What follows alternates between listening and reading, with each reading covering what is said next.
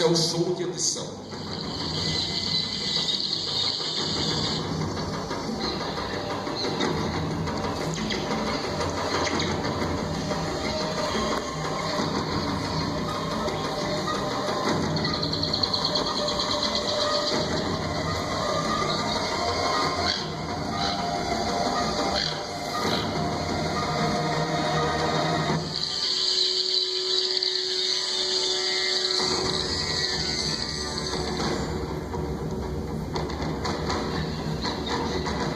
Dias e noites em tocaias para flagrar momentos como este: o acasalamento das sucuris, o terror dos pântanos no ato de sedução.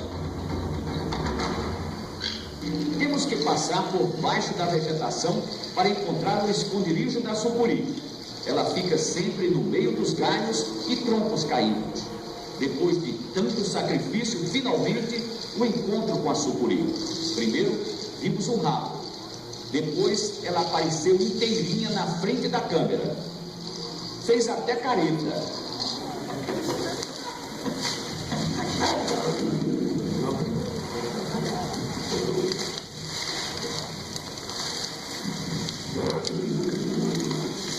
Ele está ficando irritado porque nós estamos seguindo. Ele vai, a gente segue. E agora nós estamos cada vez mais perto. Daí aquela primeira atitude, como quem diz, estão chegando muito perto de mim. Saiam daqui, que isso aqui é nossa área. Daqui a pouco nós vamos embora. Vamos observar mais o comportamento deste animal, que é único no planeta, só existe nessas montanhas.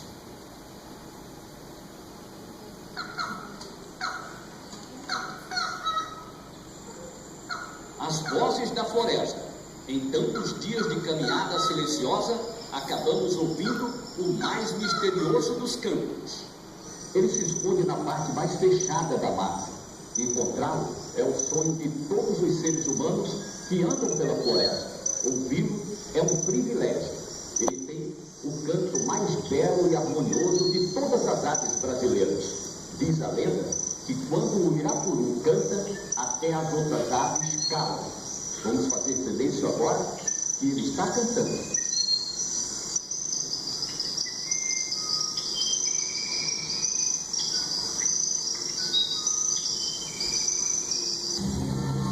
Olha o tamanho da unha do dragão. É um parente distante dos monstros pré-históricos. De repente, outro dragão vem correndo para cima da gente. A câmera quase cai na correria. O dragão é veloz, parece faminto e furioso. O dragão come um porco inteiro de uma vez só. Tritura os ossos e engole tudo. Está sempre com água na boca. Essa baba é um veneno mortal. É o ponto mais alto da Serra das Confusões.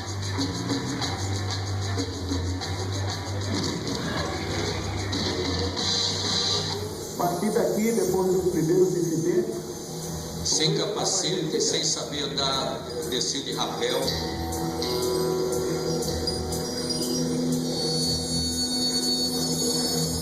É um balanço, hein? Estou chegando. Estou vendo a floresta já de perto aqui. Nunca foi tão longa a descida, hein? Os golfinhos nos levam para o alto mar. Essa água azul turquesa é um convite para o mergulho. Descemos para 22 metros de profundidade. Isso é um Caribe em Honduras. E logo eles chegam. O primeiro passa rápido como um torpedo entre nós. Mas volta Ele lentamente. vem perto porque o mergulhador leva peixinho para dar para ele. Vai até o tratador e volta. Eles fecham os olhos no contato com a plantinha. Os acrobatas do Caribe têm o ato de coçar a barriga numa pedra entre os corais. Eles procuram sempre a mesma pedra.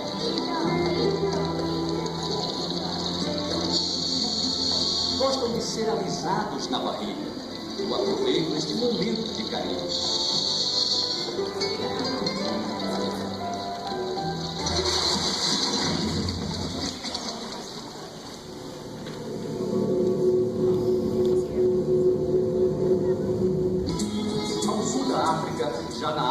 deserto do Kalahari, o Parque Nacional de Ruang, com 14 mil quilômetros quadrados, é do tamanho da Bélgica. Aqui vivem mais de 400 espécies de aves, 107 de mamíferos, quase 10 mil leões e a maior concentração de elefantes do mundo. Com esse patrimônio natural, Ruang, no Zimbábue, é uma porta aberta para a vida selvagem.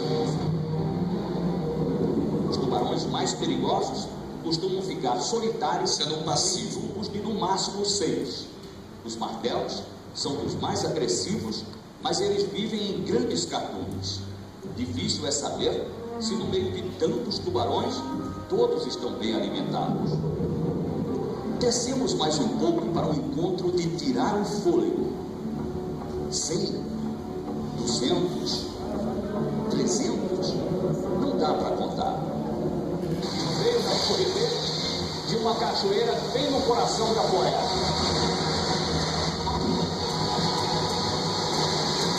Emocionante mesmo. Nem a perícia do piloto impediu que as corredeiras virassem nossa voadeira. O jacaré atinge em cheio a perna direita do cavalo. O animal reage. Com a pata esquerda bate forte no jacaré e liberta a outra perna, que estava presa na boca do animal. O repórter Francisco José aceitou o desafio.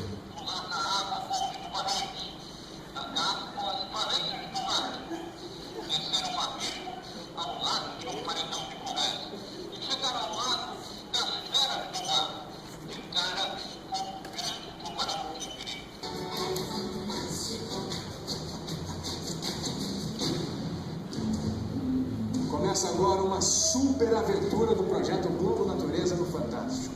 Um desafio que pouca gente teria coragem de encarar. O repórter Chico José encarou, está nas Bahamas e vai mergulhar num mar infestado de tubarões. Está vindo, rende ao chão, passa por mim, sobe e dá a volta. É uma fêmea de quase 4 metros. Vem na minha direção e tenho que afastá-la com a câmera.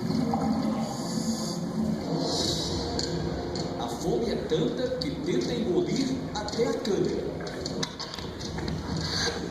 Por um momento, me afasto dos outros mergulhadores e sou surpreendido pela tigresa que volta em minha direção. Sozinho, só me resta afastá-la com a mão esquerda enquanto continuo gravando com a outra mão. Ela recua. Um grande tigre vem por trás do nosso cinegrafista. Senti que ele poderia ser atacado, mas estava longe e só me restou gravar o flagrante. Quando o tubarão já estava a menos de 1 metro, o mergulhador de segurança desceu rápido e afastou o animal com uma luva de aço. Dessa vez, foi apenas um susto. Seguimos avançando pelo delta. Estamos em tempo de seca, toda a planície está alagada. É muito difícil passar por aqui. Em algumas situações o carro fica assim, coberto. Tem momentos que ele parece que vai virar. E muitas vezes atola. E não é nada agradável atolar numa área que está cercada de leões e elefantes. De repente, os leões começam a surgir. Estavam escondidos nas moitas. A batalha vai começar. 4 leoas estão posicionadas bem aqui à nossa frente. Elas vão sair cercando a manada de búfalos que está do outro lado.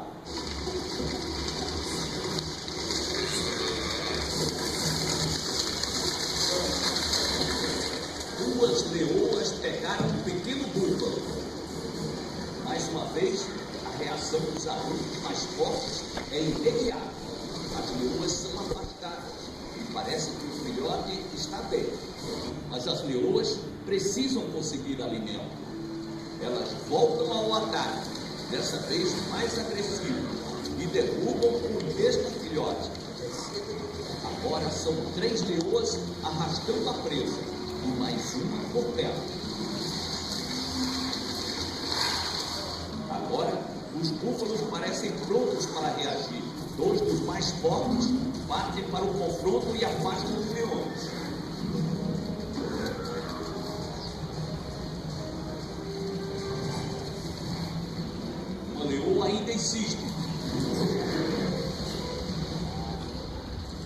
sem sucesso. O ataque ao filhote foi desfeito. Ele resgatado, manca um pouco, mas está vivo. Perigo no coração da África. Nossa equipe está cercada de hipopótamos. Aqui é o domínio deles. Embaixo de cada par de olhos que vemos na superfície, mais de 1,5 toneladas está submersa, pronta para reagir. Nós temos que voltar para a nossa base. O sol está começando e os hipopótamos estão no meio do canal. Olha o tamanho do bicho. Quando ele mergulha, aí é que tem o risco, porque ele pode vir por baixo do barco, ele pesa 1,5 toneladas e vira facilmente um barco como esse. É o animal que mais mata na África. Então nós temos que ter todo cuidado nesta área de risco.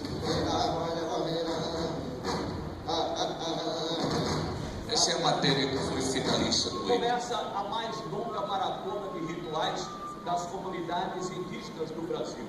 7 meses de danças, cantos, orações, pescaria e oferendas. Tudo dedicado aos espíritos.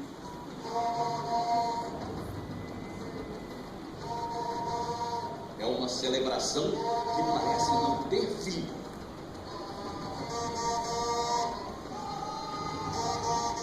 Dia e noite.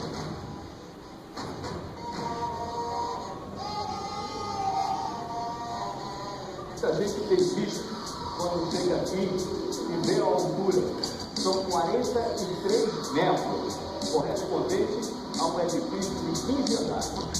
Ok? Ok?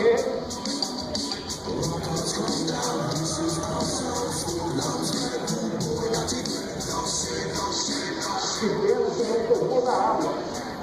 Vou ter que saltar de novo. Agora eu vou tentar chegar até a água. Por isso eu pedi para pular de novo.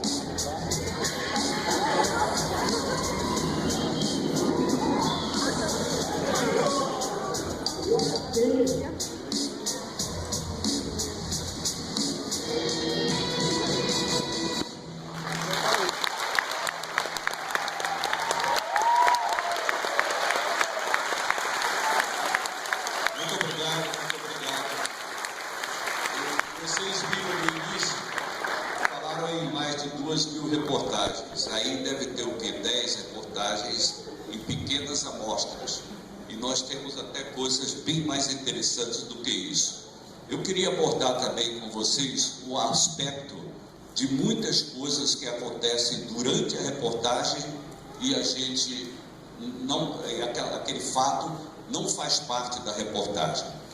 Quando nós chegamos à aldeia Zenauê, no meio da floresta, para passar 32 dias com ele, a editora, a produtora do Globo Natureza, que é uma índia, é a Maria Luísa, que conhece tudo de etnia, já estava lá há 2 dias. E quando eu cheguei, ela disse: Chico, nós não vamos poder gravar nada nos próximos dias. Eu falei: por quê? Ela disse: porque a filha do cacique caiu uma árvore na cabeça da menina, ela está em coma, vai morrer, e a aldeia toda está em comoção, cancelou os rituais até que aconteça alguma coisa, e está havendo pagelança dentro da maloca o tempo todo. Aí eu falei: mas isso é o início da reportagem, vamos lá. E aí gravei na frente, mandei ligar a câmera e saí gravando. Que aquele som que estava ouvindo era uma pagelança, louvações, orações, uma mistura de tudo isso que nós seres humanos não acreditamos e não entendemos, mas para eles a criança pode voltar, mesmo porque eles achavam que o Iacariti, o espírito do mal, estava possuindo a menina, queria levar a menina. E aí o pajé mandando fazer comida, ele saía luzão pelo meio da aldeia, botava a comida lá e ia e voltava, e teve uma hora que ele veio para a câmera e falou comigo, dizendo que ele era o culpado por a filha dele estar possuída pelo Iacariti, que ele tinha dado pouco peixe. Na realidade ele tinha dado pouco peixe porque construíram hidrelétricas 100 quilômetros acima da aldeia dele, dos rios, e os peixes não passavam mais. Era uma frustração. Eles não conseguiam pescar porque não tinha peixe mesmo. As hidrelétricas tinham acabado com o peixe. Aí terminou, o filho dele era o meu intérprete, porque 90% deles não falam português. Foi a primeira vez que entrou uma câmera de televisão lá. E aí eu falei para o filho chamar o pai, e pus a mão na cara dele e disse: sua filha vai morrer. Fale para ele isso. O senhor tem que liberar a criança para a FUNAI e levar para um hospital, porque essa doença que está aí não vai curar com fumaça e canto.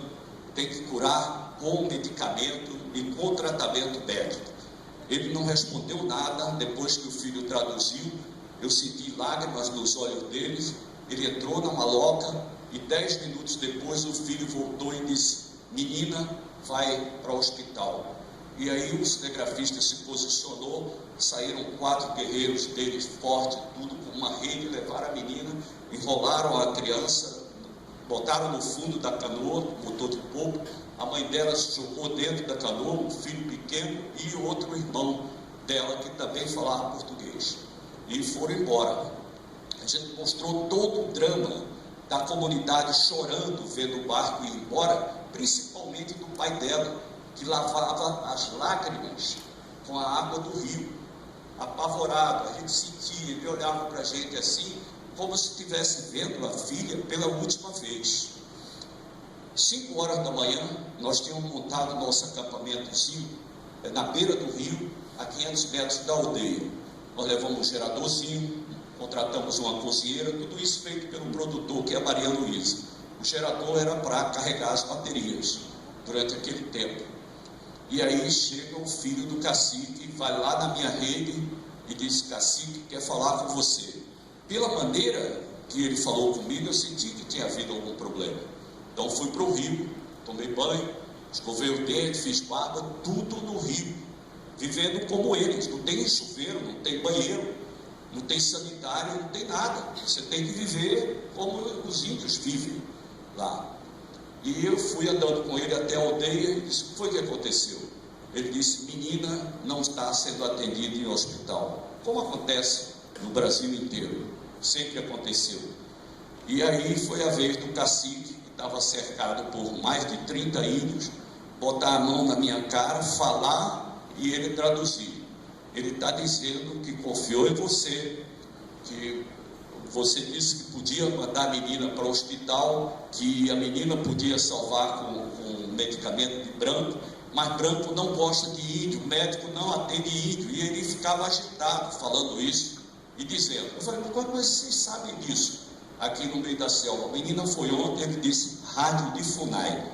Onde é rádio de FUNAI? Naquela tendinha, aquela barraca de palha que tem na entrada da aldeia. Eu fui para o rádio, fiz a conexão com a cidade de Juína, da FUNAI, que fica a 10 horas de barco de lá, e de lá eles fizeram a transferência para outro produtor do Globo Natureza em São Paulo. Fiz: Rafa, descobre agora o telefone do secretário de saúde de Mato Grosso ou do governador do estado de Mato Grosso.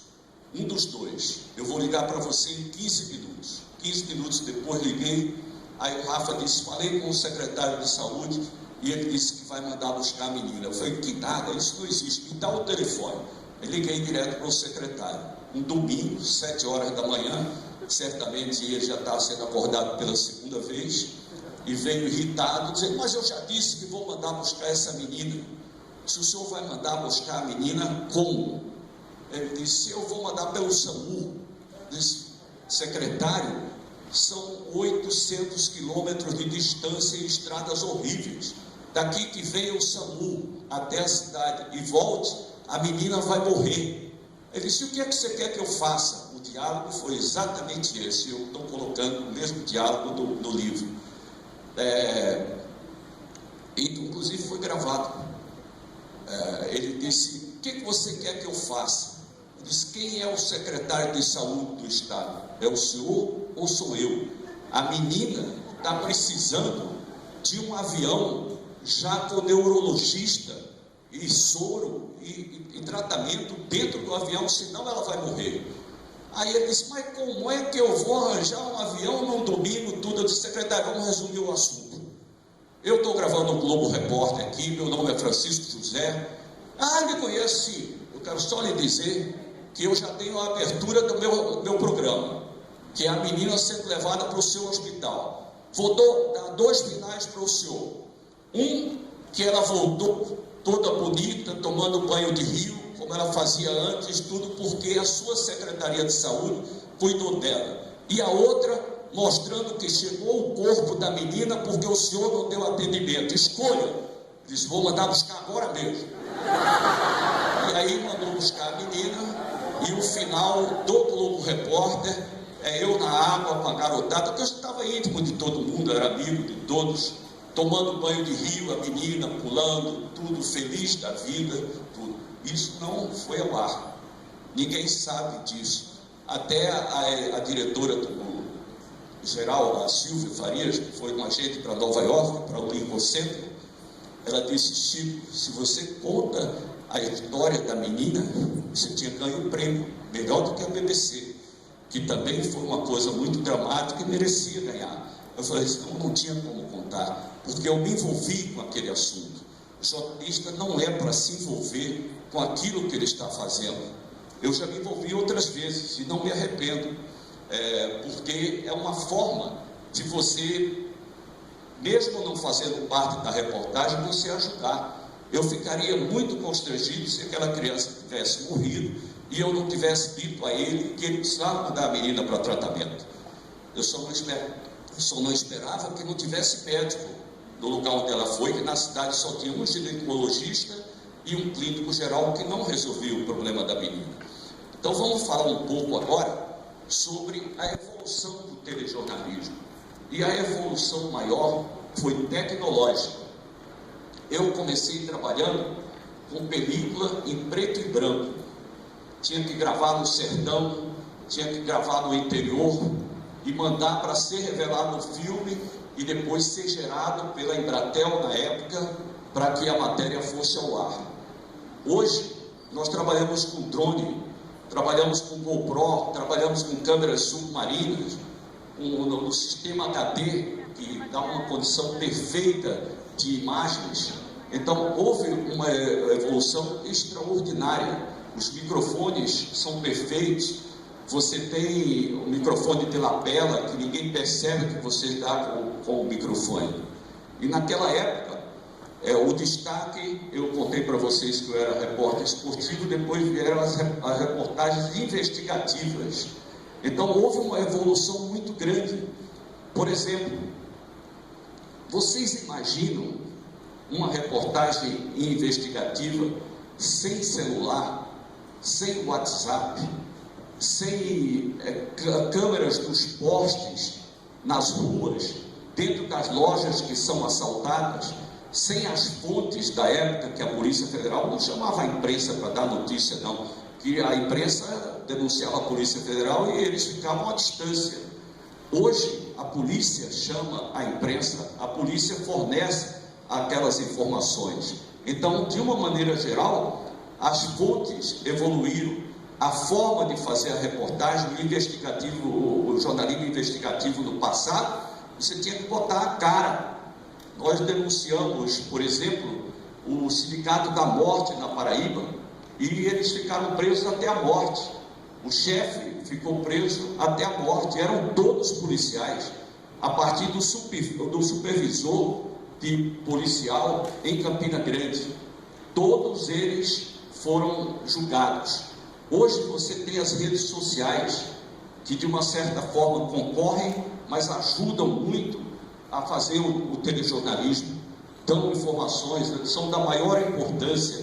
Então houve uma evolução impressionante em todos os sentidos em 40 anos do telejornalismo, pelo menos nos que eu vivi. E você, para fazer uma grande reportagem, você precisa da evolução tecnológica e precisa mudar de estilos. Por exemplo, você não pode ser o mesmo de sempre. Você tem que conservar a sua característica.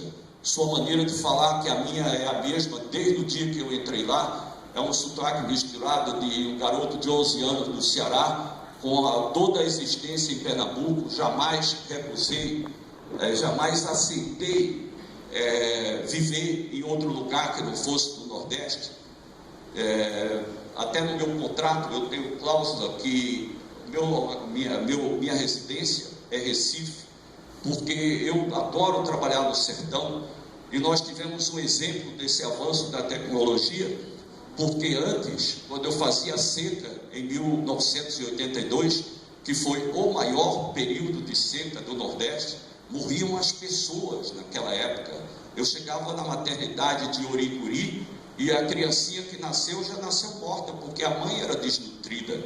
Então eles enterravam com anjinhos da seca. As mulheres eram viúvas da seca. Eu fiz uma série de reportagens mostrando isso. Os maridos eram viúvas de maridos vivos. Iam embora para São Paulo, para trabalhar em São Paulo, arranjava outra mulher lá e ela ficava sozinha. Nós tivemos exemplo de várias personagens nesse sentido.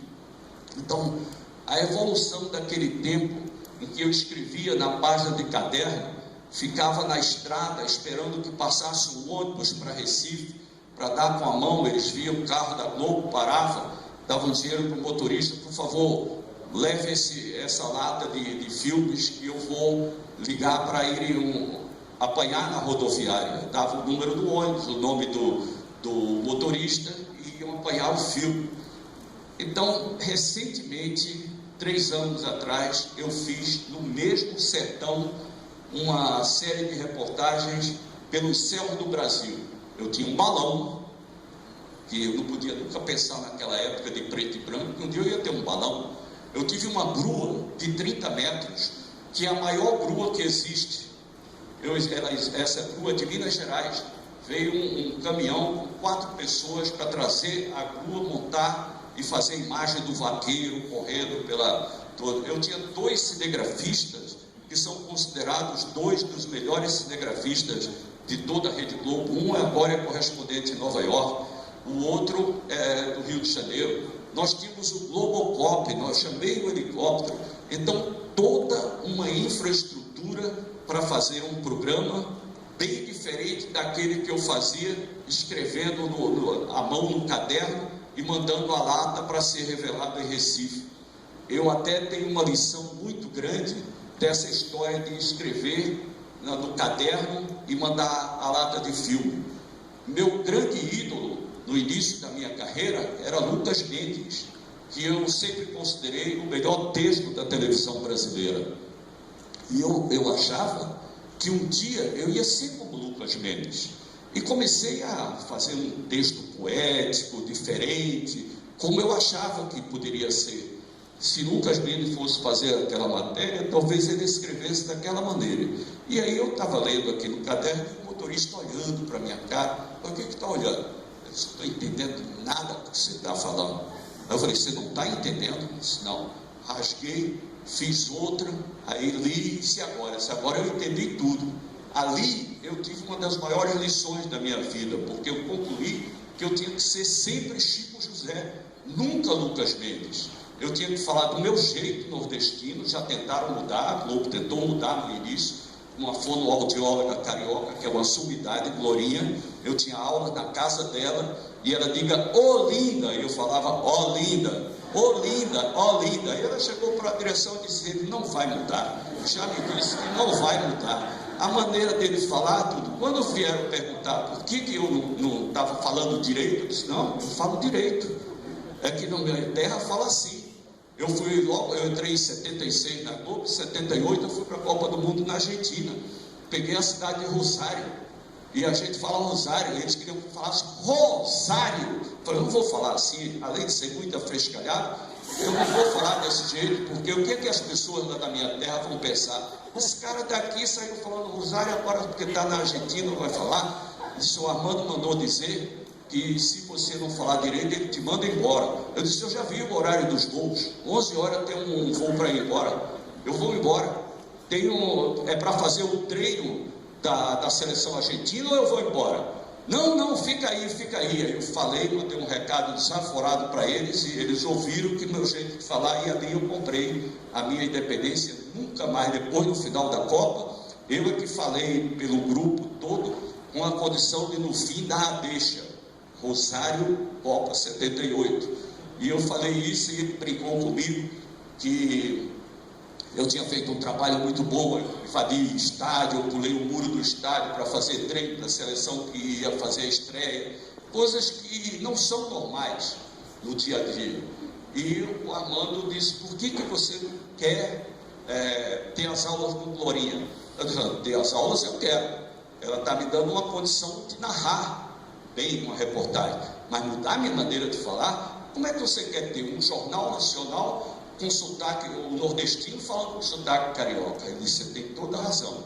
Vou liberar o do Rio Grande do Sul, de Minas Gerais, liberou 3 estados que os repórteres não entravam porque eles não gostavam da maneira como falavam. E a partir daí todo mundo teve liberdade. Vocês têm um exemplo aqui no Ceará. Entra um repórter do Ceará, entra um repórter do Pará, entra um repórter de todas as regiões. E isso foi ao longo do tempo, cada um conquistando o seu espaço. Eu sou do tempo eu convivi com o Vicelmo no seminário e sou como ele. Cada um tem uma maneira de falar, o seu estilo. E eu aprendi muito com ele também, e ele sabe disso.